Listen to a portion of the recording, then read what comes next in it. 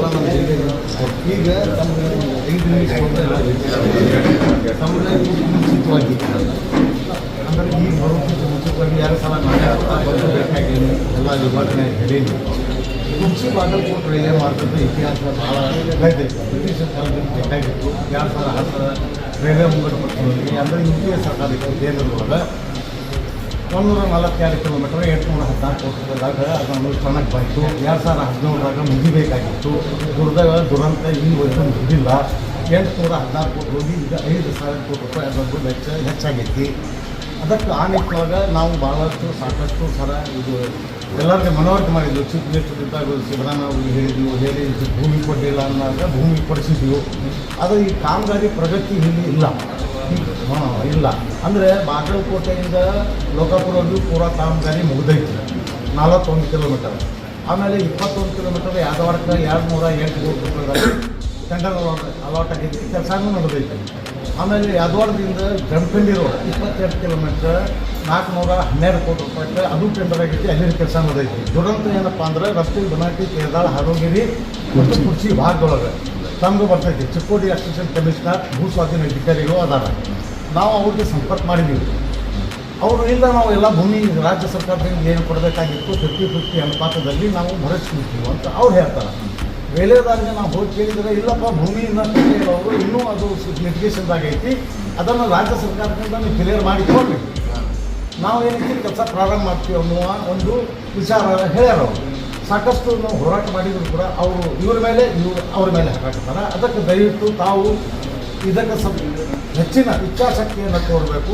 Assistant commissioner Chikkodi ಅವರನ್ನು ಸಂಪರ್ಕ ಮಾಡಿ ಭೂಮಿ ಕೊಟ್ಟಿಲ್ಲ ಅಂದ್ರೆ ರೈಲ್ವೆ ಅಧಿಕಾರಿಗಳಿಗೆ ಸಭೆ ಕರೆದು ಭೂಮಿ ಅವ್ರಿಗೆ ಏನೇನೇ ತೊಂದರೆ ಐತಿ ಆ ತೊಂದರೆ ನಿವಾರಿಸೋ ಕೆಲಸ ನಮ್ಮದು ರಾಜ್ಯ ಸರ್ಕಾರದ್ದು, ಕೇಂದ್ರ ಸರ್ಕಾರದ್ದು ಕೆಲಸ ಮಾಡೋದು. ಅದಕ್ಕೆ ದಯವಿಟ್ಟು ತಾವು ಈ ರೀತಿ ಎರಡೂ ಅಧಿಕಾರಿಗಳ ಕೇಂದ್ರ ಅಮಾವದ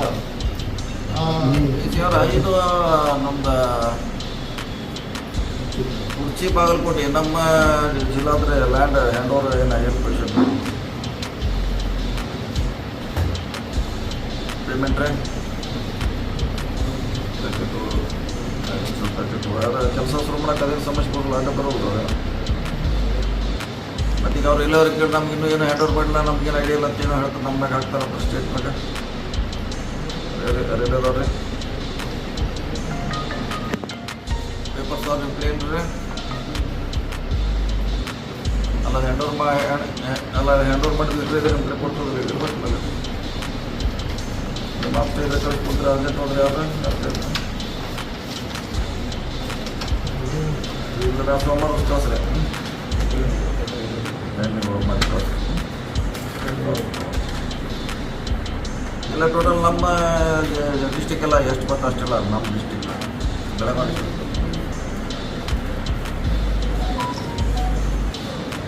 ಬೈಲಂಗ್ಲಿ ಯಾವ್ದು ಯಾವ್ರೆ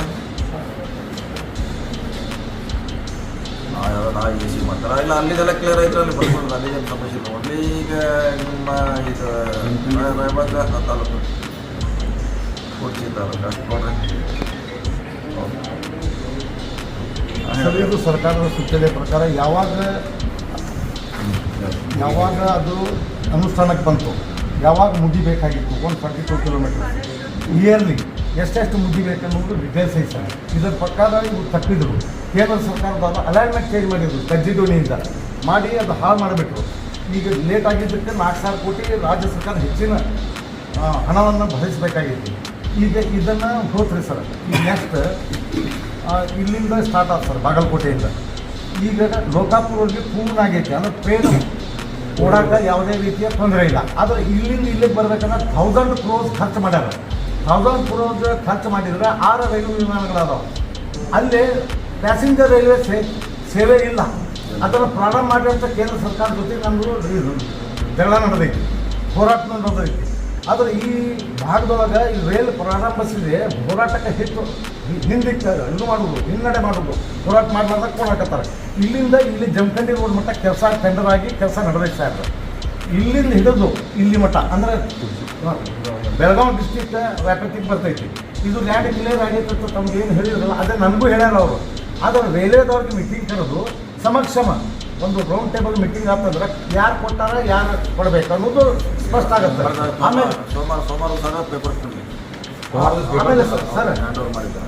ಅತಿ ಶೀಘ್ರದಲ್ಲಿ ಈಗ 16 ವರ್ಷ ಆಯ್ತು ಸ್ಯಾಂಕ್ಷನ್ ಆಗಿ, ಕುರ್ಚಿಯಿಂದ ಕಾಮಗಾರಿ ಪ್ರಾರಂಭಕ್ಕೆ ಅಡಿಗರ ಸಮಾರಂಭ ಹಾಕ್ಬಿಡ್ರಿ, ಎಲ್ಲ ಕ್ಲಿಯರ್ ಐತಿ. 15 ಇನ್ನೊಂದು ಕಡೆಯಿಂದ ಮಾಡಿರೋದು ಸೋಮವಾರ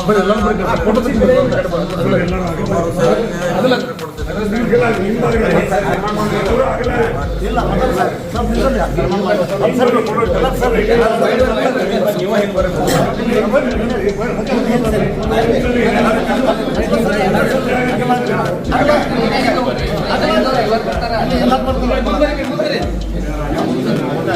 ಭಾಳ ಸೀರಿಯಸ್